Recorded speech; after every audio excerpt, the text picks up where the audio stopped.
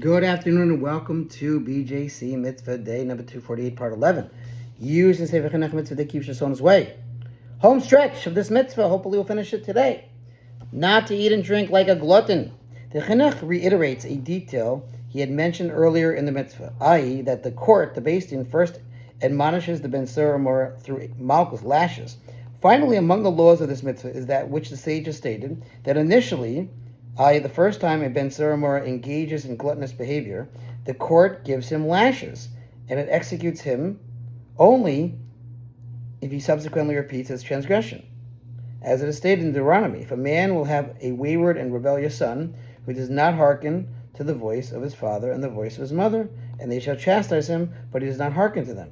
And the sage of the blessed memory expounded that the phrase, and they shall chastise him, refers to lashes administered by the court, the Beis Din. The Chinuch concludes, these laws and additional details of this mitzvah are set forth in the 8th chapter of Tractate Sanhedrin. This mitzvah applies only in Eretz Yisrael, the land of Israel, for only there do we judge capital cases.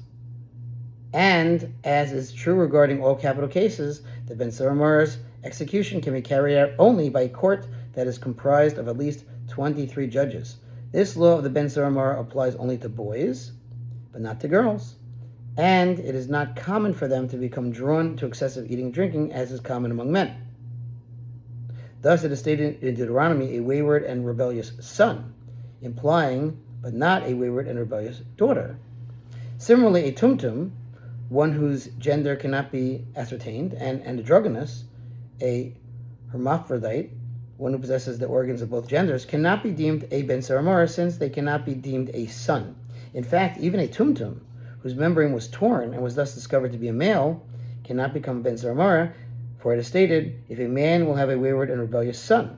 Now, the literal translation, this scriptural phrase is, if there will be a son for a man, rebellious. Thus, the sages in Baba Basra expound these words to indicate that the law of Ben Surah does not apply unless the boy was discernible as a son from the moment he came into being, i.e. from the time of his birth. A boy who transgresses this prohibition, he eats meat and drinks wine to excess, using money he stole from his father, and thus becomes a Ben Surah in accordance with all the stipulations that we've listed above, is executed by skila stoning. Chinuch concludes with a law that applies after Ben Surah is executed.